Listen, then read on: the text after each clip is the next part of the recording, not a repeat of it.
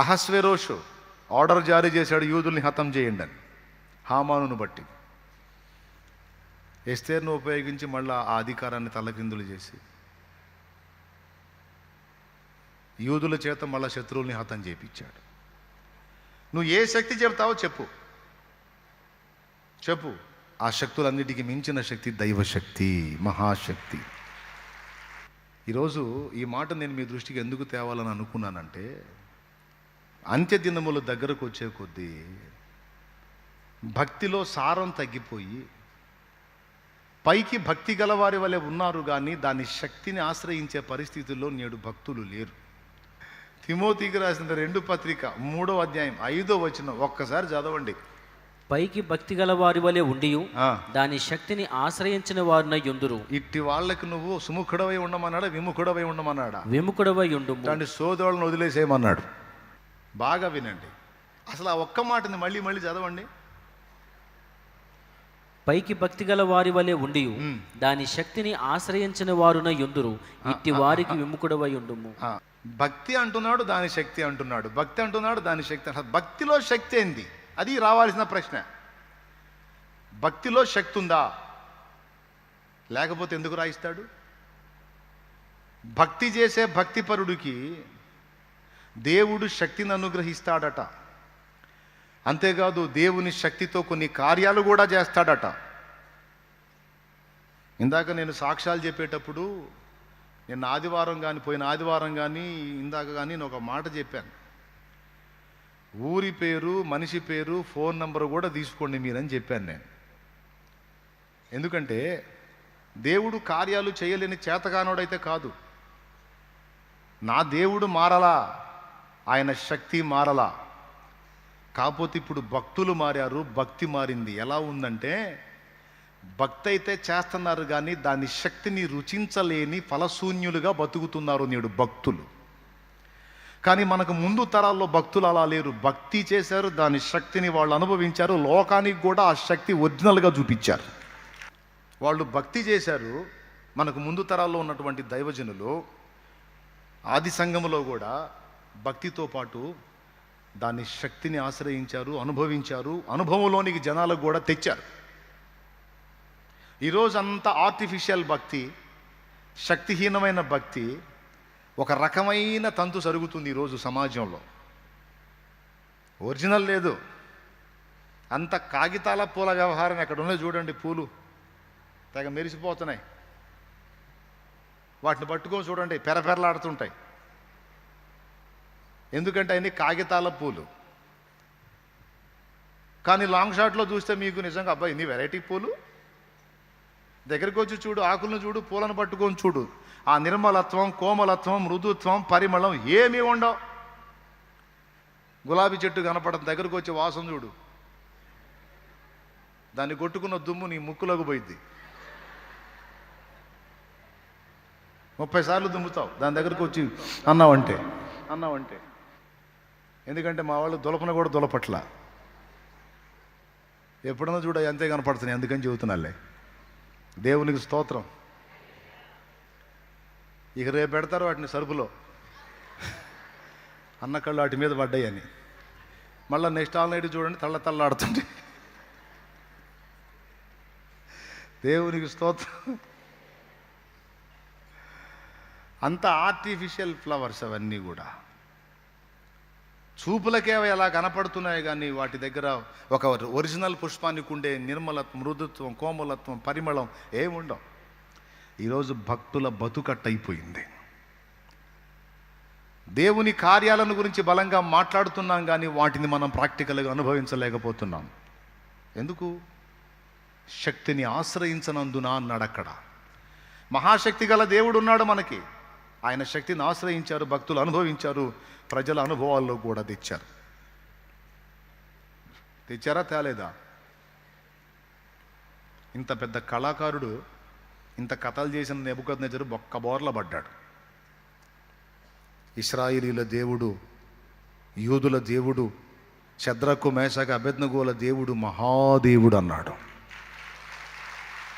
బోర్లబడి సాష్టాంగపడి మొక్కకపోతే దెబ్బతింటారు అన్నోడే సాష్టాంగపడి మొక్కాడు సైన్యములకు అధిపతియగు యెహోవాకి. దాని శక్తిని అనుభవించటం, ప్రజల అనుభవాల్లోకి ఒరిజినల్గా శక్తిని తేవటం అనేది నాడు అపోస్తల కార్యంలో జరిగింది. మనకు ముందు తరాల భక్తిలో జరిగింది, కానీ నేటి తరము భక్తిలో అంతా మాటలకే పరిమితమైంది, కానీ అది నిజంగా శక్తివంతంగా కనబడట్లేదు. సిగ్గుపడాల్సిన సంగతి ఇది. మాటలకే పరిమితం అయిపోయింది. కానీ పౌలు ఏం చెప్పాడు కొరింథీ పత్రికలో? దేవుని రాజ్యం మాటలతో కాదు, శక్తితో.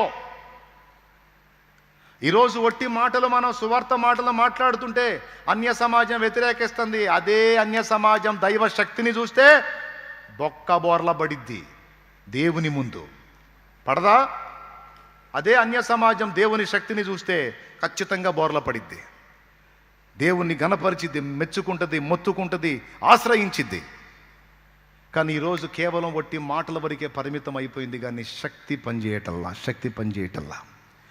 ఎన్నో ప్రాంతాల్లో సంఘాలు, సేవలు, పరిచర్యలు జరుగుతున్నాయి, కానీ దేవుని శక్తి సమాజాలని కదిలించే విధంగా అక్కడ ప్రభావవంతంగా పనిచేయటల్లా, వెదజల్లబడట్లా, బహిర్గతం కావట్లా. ఎందుకో తెలుసా? భక్తులు ఉన్నారు, కానీ శక్తిని ఆశ్రయించని బలహీన భక్తులు ఉన్నారు. కేవలం మాటలకే పరిమితం అయిపోయి శక్తిని ఆశ్రయించినటువంటి శక్తిహీనమైన భక్తులు ఈరోజు సమాజంలో ఎక్కువ మంది కనబడుతున్న కారణం చేత దేవుని ప్రభావం అనేది దేవుని ప్రభావం అనేది వ్యక్తపరచబడట్లా. ఈరోజు మాటలను అడ్డగించగలుగుతారు, అదే శక్తి చూపిస్తే. దేవుని ప్రభావం చూస్తే వాళ్ళే క్యూ కడతారు. ఎందుకంటే ఇప్పటి వరకు వాళ్ళు నకిలీ శక్తులను చూశారు. బైబిల్ గ్రంథంలో అపోస్తల కార్యం 8లో గారడి వాడైన సీమోనుని జనం ఏమన్నారో తెలుసా? వాడు చేసే మ్యాజిక్లు చూసి దేవుని మహాశక్తి ఇతడే అన్నారు. వాడికి పెట్టారు మహాశక్తి అని. ఇందాక మనం ఎఫెసీ పత్రికలో చదువుకున్నాం, తోదకు దేవుని యొక్క మహాశక్తిని బట్టి బలవంతులై ఉండండి. అక్కడ గారడి వాడైన సీమోనుకు పెట్టారు దేవుని మహాశక్తి అని. చదువుతారా? మీరు చదువుకోండి, నేను దీని బైబిల్లో. అపోస్తల కార్యం 8వ అధ్యాయం 9వ వచనం. సీమోనును ఒక మనుషుడు లోగడ ఆ పట్టణములో గారడి చేయుచు తానెవడో యొక్క గొప్పవాడిని చెప్పుకొనుచు సమరయ జనులను విభ్రాంతిపరచుచుండెను. కొద్దివాడు మొదలుకొని గొప్పవాడిని మట్టుకు అందరూ దేవుని మహాశక్తి అనబడిన వాడు ఇతడే అని చెప్పుకొనుచు. మహాశక్తి అనే మాట మళ్ళీ అక్కడ తగిలిద్ది. వాడికి పెట్టారు ఆ పేరు, ఆ మాయోడికి. ఈరోజు ఇలాంటి గారడిగాళ్ళు, మాయగాళ్ళు చాలామంది జనాల చేత కాలు మొక్కించుకుంటున్నారు. సువార్తను ద్వేషించే సువార్త విరోధులు సైతం వెళ్ళి వాళ్ళ కాళ్ళు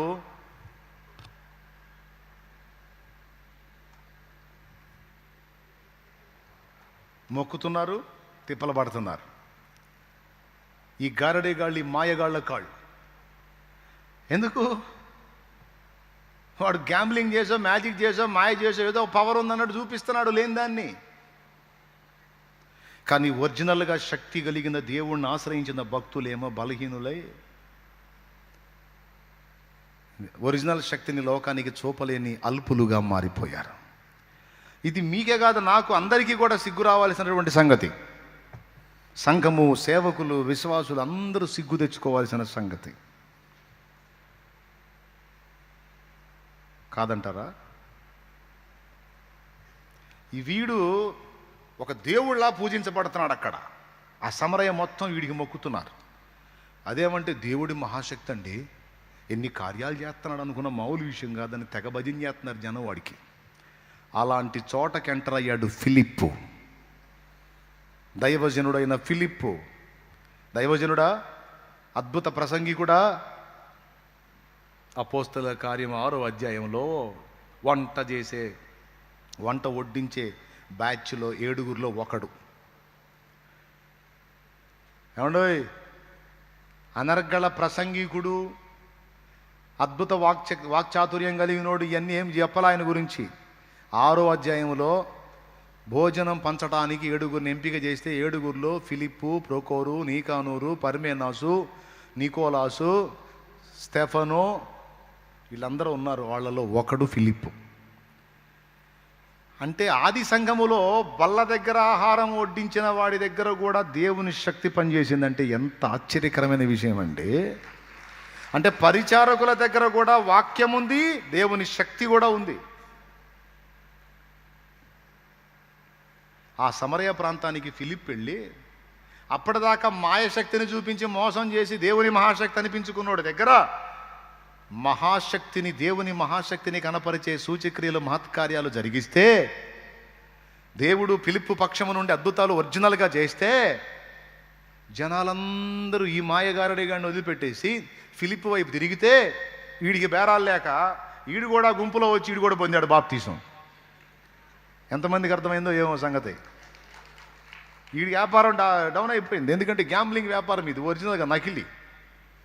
కానీ ఒరిజినల్ మహాదేవుని శక్తి కలిగినటువంటి ఫిలిప్ వచ్చి సమరయ ప్రాంతంలో ఉజ్జీవాన్ని రగిలించినట్లు అక్కడ క్రియ చేస్తే, ఫిలిప్ శక్తి ఎక్కడొచ్చింది? ప్రార్థన ద్వారానే వచ్చింది. దేవుణ్ణి ఆశ్రయించి విశ్వసించి ప్రార్థించి ఆయన శక్తివంతమైన కార్యాలు అక్కడ జరుగుట ద్వారా సమరయ ప్రాంతం అంతా కూడా ఉజ్జీవింపబడింది. ఒకప్పుడు యేసయ్య బోధ వింది సమరయ, ఆనాడు సమరయ స్త్రీ ద్వారా యేసయ్య బోధ వింది, ఫిలిప్పు ద్వారా యేసయ్య శక్తి చూసింది. చివరికి ఏం జరిగింది? దేవుని మహాశక్తి అనబడిన వాడు కూడా వచ్చాడు క్యూలో. నీ పేరేంది బాప్తీస్మాలు ఇస్తే అడుగుతున్నా. వీడు కూడా వచ్చి నిలబడ్డాడు. బ్రదర్ నువ్వు? నేనేనండి, సీమోన్ అంటారులే నన్ను. జనం అంతా నీ గురించి ఏం మాట్లాడినట్టున్నారు. అదేదో అయిపోయింది సరే గతం, అది ఎంత పవర్, ఎంత నేను ఎన్ని చేసినా మీ శక్తి ముందు అంతా ఒట్టిదే లేదు సార్, మీ పవర్ వేరుగా ఉందండి. ఏం చేయమంట? బాప్తీసం చేయండి సార్ నాకు కూడా. వాడు కూడా పొందాడు బాప్తీసం. ఈరోజు సమాజంలో అలాంటి పరిచర్య ఏది? అలాంటి విశ్వాసులేరి, అలాంటి పరిచారకులేరి, అలాంటి సేవకులేరి? అందరం వేసుకోవాల్సిన ప్రశ్న. మనం విలవెల్లాడుతున్నాం, వాపోతున్నాం, గందరగోళం అవుతున్నాం, మాటల యుద్ధం చేస్తున్నాము, కానీ శక్తి లేదు. దేవుని ప్రజలందరినీ దారి మళ్లించిన, యెజబేలును ఎదిరించిన ఏలియా అభిషేకం. దేవుని ప్రజలందరినీ దారి మళ్లించిన, యెజబేలును ఎదిరించిన ఏలియా అభిషేకం. ఐగుప్తు రాజును గడగడ వణికించి,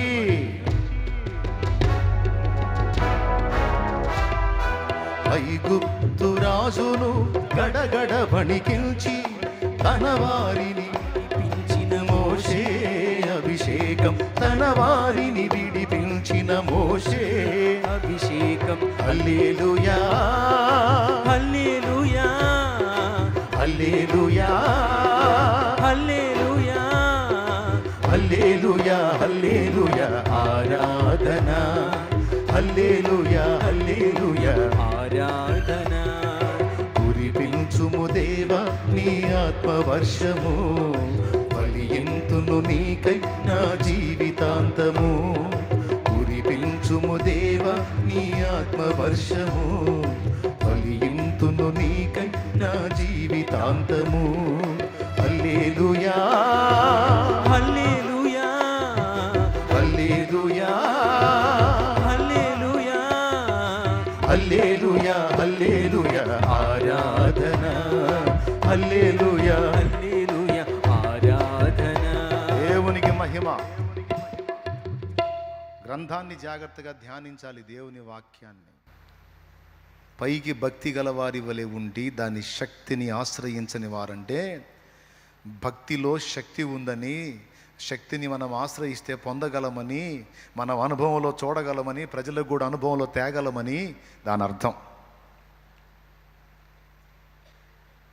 దేవుని కంటే సుఖానుభవమును ఎక్కువగా ప్రేమించువారు అన్నాడు దానికి ముందు. దేవుని కంటే సుఖానుభవమును ఎక్కువగా ప్రేమించువారు. గంటన్నర ప్రసంగం చేశాడంటే ఇంకా అయ్యగారు ప్రార్థన ఏం చేస్తాడు? ఆ పూటకి మమ అయ్యగారుల సంగతి చెప్తున్నా. ఆదివారం ఒక ప్రసంగం, మధ్యలో ఒక ప్రసంగం ఓకే, సేవకులకే నేను కూడా చెంప కొట్టుకొని చెప్పుకోవాలి ఈ విషయం. నేనేం పెద్ద ఏదో స్పెషల్ అని, లేకపోతే వాళ్ళే తక్కువ అని, లేకపోతే వినేవాళ్ళు తర్వాత వినేవాళ్ళు ఇది తక్కువ అని కాదు. ప్రతి ఒక్కడు సిగ్గు తెచ్చుకొని, లెంపలేసుకొని, బుద్ధి తెచ్చుకొని సరి చేసుకోవాల్సిన సంగతి నేను కొట్టుకొని మరీ చెప్తున్నా.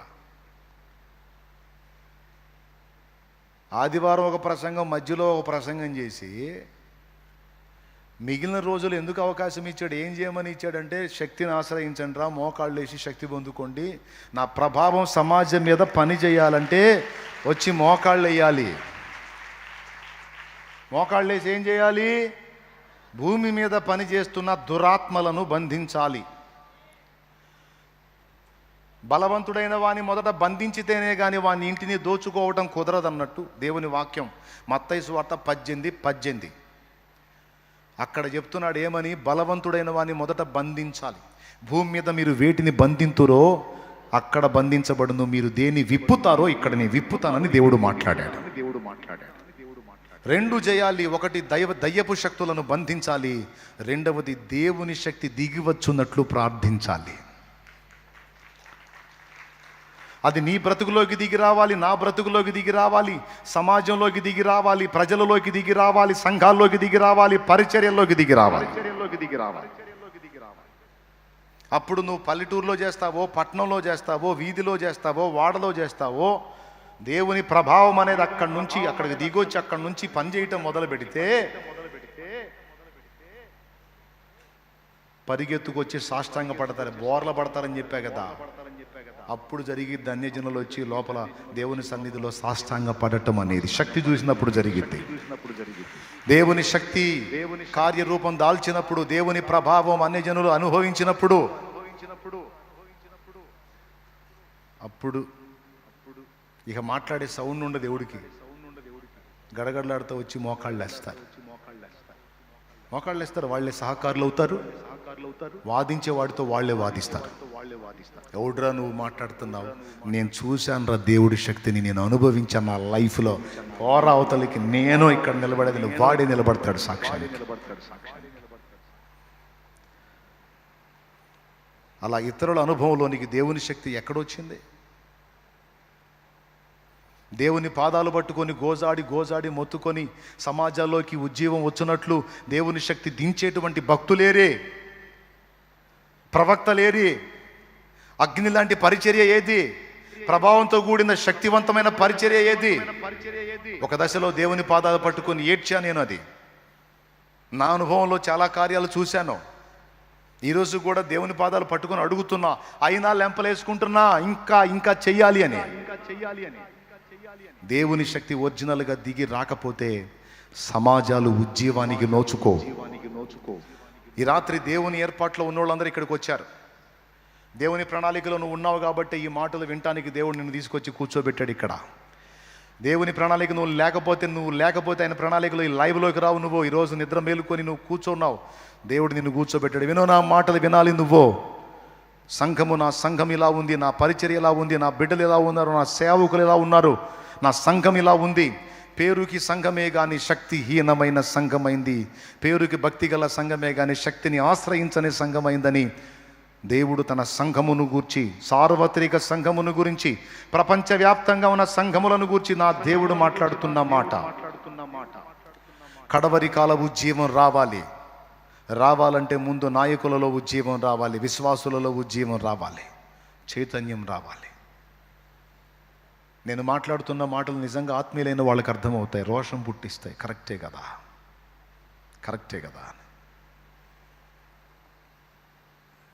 ఫిలిప్ ఎలాంటి విజయాన్ని చూపించాడు సమరయలో? అప్పటిదాకా మాయగాళ్లకు కాలు మొక్కినటువంటి జనాలు మాయగాడిని పక్కన పెట్టి అసలైన శక్తి దగ్గరికి వచ్చినప్పుడు మాయగాడు కూడా వచ్చి బాప్తీసం పొందాడు.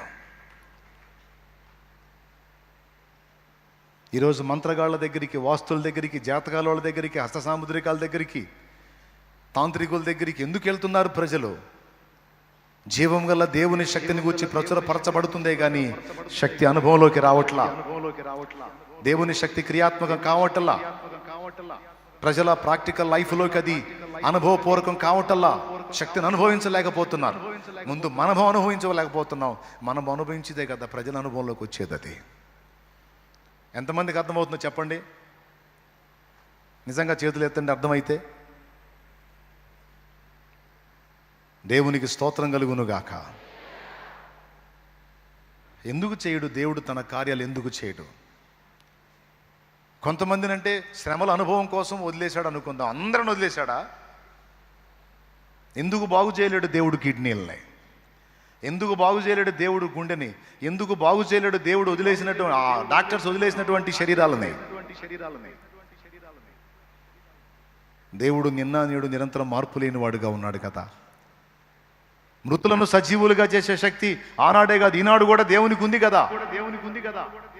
అప్పుడంటే ఆ పవర్ పనిచేసింది, ఇప్పుడంటే ఆ పవర్ చచ్చిపోయిందంట. నీకేమన్నా ఉందా? అయ్యో, మార్పు లేని దేవుడే. దేవుడు మారలా.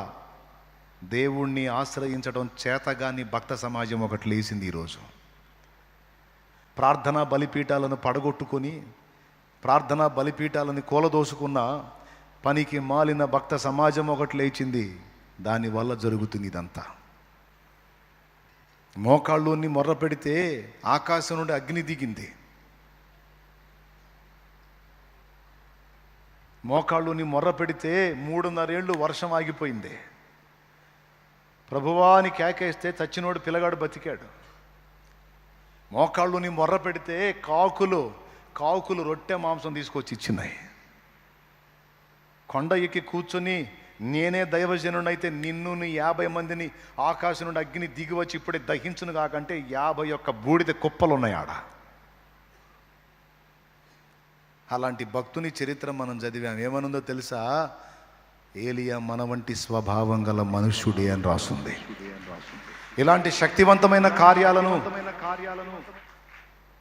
చూసినటువంటి ఏలియా, చూపించిన ఏలియా నీలాంటి నాలాంటి స్వభావం గల మనుషుడే. తేడా ఎక్కడుంది? భక్తితో పాటు శక్తిని ఆశ్రయించారు. ఎంత స్పష్టంగా చెప్పాడో. పైకి భక్తి గలవారి వలె ఉందురు కానీ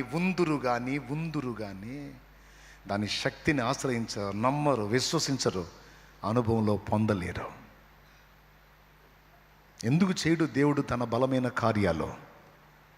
ఎందుకు మార్చడు ప్రజల జీవితాలను? ఎందుకు కదిలించడు? ఎందుకు జరగవు దేవుని శక్తివంతమైన కార్యాలు? సమాజం ఎందుకు చూడలేకపోతుంది దేవుని కార్యాలు? అన్నీ నీటి మూటల్లాగా ఉన్నాయి, గాలి మాటల్లాగే ఉన్నాయి. ఏది శక్తి? తేడా ఎక్కడుంది?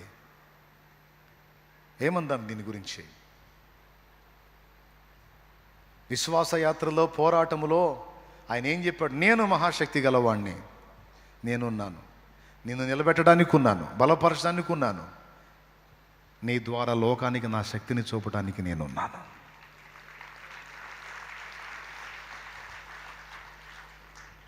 భక్తుల చరిత్రలు చదివితే మైండ్ పోయే కార్యాలు ఉన్నాయి. అందులో భక్తుల చరిత్రలు చదివితే మైండ్ పోయే కార్యాలు.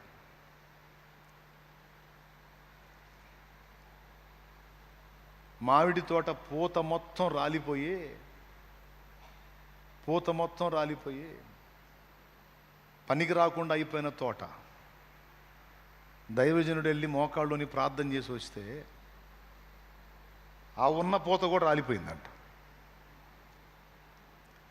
ప్రార్థన చేసి వస్తే కాస్త కూస్త ఉన్న పూత కూడా పోయిందంట. అప్పటి రోజుల్లో ఈయన దగ్గరకు వచ్చి, అయ్యా నువ్వు ప్రార్థన చేయకముందు కొంత పోతుంది, చాలా భాగం పోయింది, నువ్వు చేసి వచ్చిన తర్వాత మొత్తం పోయింది అన్నాడంట. ఈయనేం మాట్లాడలేదంట. మళ్ళీ పోయి చూడుపో అన్నాడంట. కొంతకాలం తర్వాత, కొద్ది రోజులు వ్యవధిలో మళ్ళా పోయి చూస్తే తోట మొత్తం పూతతో నిండిపోయిందంట.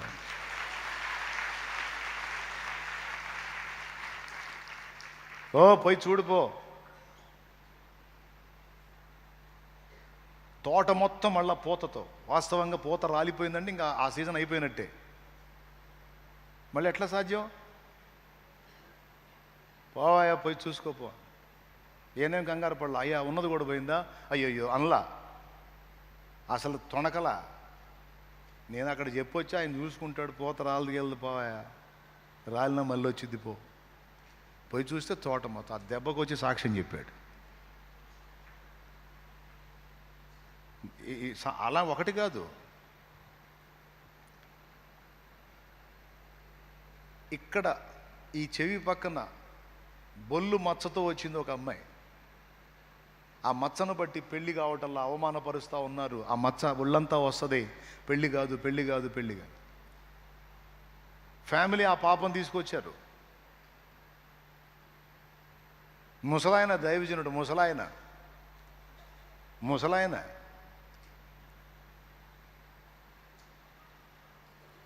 ఏదో ఒక పాకలో సేవ చేసుకుంటున్నాడు. ముసలాయన ఒక పాకాలో సేవ చేసుకుంటున్నాడు. వచ్చారు, ఆయన దగ్గరకు వచ్చారు. ఆయన చుట్టూ జనం ఉండేసరికి అమ్మాయి సమస్య వాళ్ళ ముందు చెప్పటం ఇష్టం లేక ప్రార్థన చేయించుకొని పోయారు బయటికి. దేవునికి స్తోత్రం. ప్రార్థన చేయించుకొని వెళ్ళారు బయటికి. బయటికి పోయినాక అమ్మాయి తగాద వేసుకుంది, అసలు నన్ను తెచ్చింది ఎందుకు ఇక్కడికని. ప్రార్థన చేయించడానికే, కానీ ఈ విషయం చెప్పడానికి అందరూ జనం ఉన్నారు అమ్మాయి, అందుకని చెప్పలేదు అంటే కేకలేసింది. అంతకాడికి ఎందుకు తెచ్చారని మళ్ళీ తీసుకొచ్చారు. ఎందుకు వచ్చారు అన్నాడు. అయ్యా ఇక్కడ ఇదిగో ఈ మచ్చ ఉంది, ఈ సంగతి చెబుదామని వచ్చాము, జనం ఉండేసరికి చెప్పలేదు అంటే ఆయన అన్నాడు, ఏమైందని నేను ఆమె పెదవు మీద తట్టలేదా, ఆమె మూతి మీద తట్టలేదా, అందుకే తట్టా, అప్పుడే పోయింది పో అన్నాడు. బయటికి పోయి చూసుకుంటే అది లేదు. భక్తుల అనుభవాలు క్లియర్గా మళ్ళా లేదు, వెతికితే లేదు. ఎన్ని కహానీలు కాదు, ఒరిజినల్గా జరిగిన కార్యాలను బట్టి అన్యజనులు అనేకులు దేవుని తట్టు తిప్పబడినటువంటి ఘట్టాలు. ఇక్కడ సేవకుడు విశ్వాసి అన్నది కాదు, దైవజనులలో చైతన్యం రావాలి, భక్తిపరులైన విశ్వాసుల్లో కూడా చైతన్యం రావాలి. మీరు ప్రార్థించినప్పుడు రోగులు స్వస్థత నొందెదరు అన్న మాట అబద్ధమా? ఆ మాట అబద్ధమైతేనేగా, శక్తిహీనంగా ఉంటేనే కదా ఇదంతా జరగంది. అది నిజమైతే, ఆ మాట వాస్తవమైతే, మన భక్తిలో నిజంగా ఆ వాక్యం యొక్క శక్తి పనిచేస్తే ఆ కార్యాలయ్యి, ఏదా పవర్ ఏది, ఆ కార్యమేది, ఆ సాక్ష్యమేది? ఇక్కడ భక్తులు ఏది? దేవుని కార్యాలయ్యి. విన్నప్పుడు ఉద్రేకం వచ్చింది, విన్నప్పుడు ఆవేశం వచ్చింది, కరెక్టే కదా. పైకి భక్తుల్లా కనపడుతున్నాం కానీ శక్తిహీనంగా అయిపోతున్నాం, శక్తిని ఆశ్రయించలేకపోతున్నాం, శక్తిని లోకానికి చూపలేకపోతున్నాను ఫీలింగ్ వస్తుంది. కానీ ఈ కాసేపే బయటికి పోయి సెల్ ఓపెన్ చేయి, పాస్టర్ గారు రేపు తెల్లారి ఓపెన్ చేయి, చెప్పిందంతా పోయిద్ది, ఏముండదు. ఇక ఒక సమాజం ఉజ్జీవింపబడాలి, ఒక సమాజం ప్రభావితం కావాలంటే ఒరిజినల్గా దేవుని శక్తి పని చేయాలి, దేవుని శక్తి దిగి రావాలి.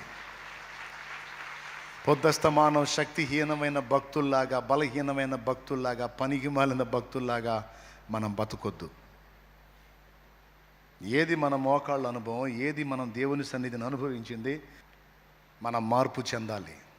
దేవునితో మన నడక మారాలి, దేవునితో మన సహవాస విధానం మారాలి, దేవునితో మన ప్రవర్తన మారాలి. ఈరోజు దేవుడు మనతో మాట్లాడిన విషయాన్ని దృష్టిలోకి తీసుకొని మీరు ఎలాంటి తీర్మానాలు చేస్తారో చేయండి. ఎలాంటి తీర్మానాలు చేస్తారో చేయండి. ఆనాడైతే ఒక భక్తుడు చేతులుంచితే కార్యం, అంత్య దినములలో ఆనాడు ఒక ఏలియా, అంత్య దినములలో ఏలియాల గుంపు లెగుస్తుంది. అది దేవుని వాగ్దానం. ఆనాడు ఒకడే ఏలియా, అంత్య దినములలో ఏలియాల గుంపు. ఆనాడు ఒకడే అభిషిక్తుడు, అభిషిక్తుల గుంపు. శక్తివంతులైన భక్తిపరులు లేవాలి, అలనాటి అనుభవాలు పునరావృతం కావాలి. నా దేవుని ఆత్మ అడుగుతున్న విషయం ఇది. నిజంగా అలాంటి శక్తి కలిగి గ్రామాల్లో పనిచేస్తే గ్రామాలు ఉజ్జీవింపబడవా? పట్టణాల్లో పరిచర్య చేస్తే పట్టణాలు ఉజ్జీవింపబడవా? ప్రాంతాల్లో పరిచర్య చేస్తే ప్రాంతాలు ఉజ్జీవింపబడవా? దైవజనుడా, ఓ విశ్వాసి,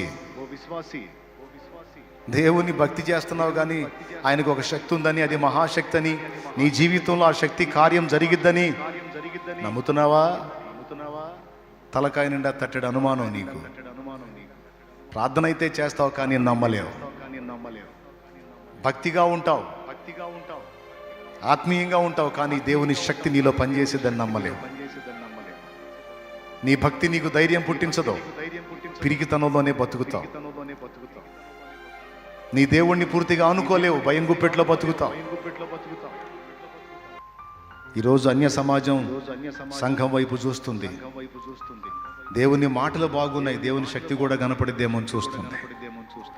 పౌలు అన్నాడు, దేవుని రాజ్యం ఒట్టి మాటలతో కాదు శక్తితో ఉందని. ఈరోజు దేవుని అడుగుదాం, దేవా నీ శక్తిని దించమని అడుగుదాం. నీ శక్తిని మేము అనుభవించాలి, అన్యజనులు అనుభవించాలి. ప్రభువా దిగిరమ్మయ్యా, దిగిరమ్మయ్యా, నీ శక్తిని పంపయ్యా.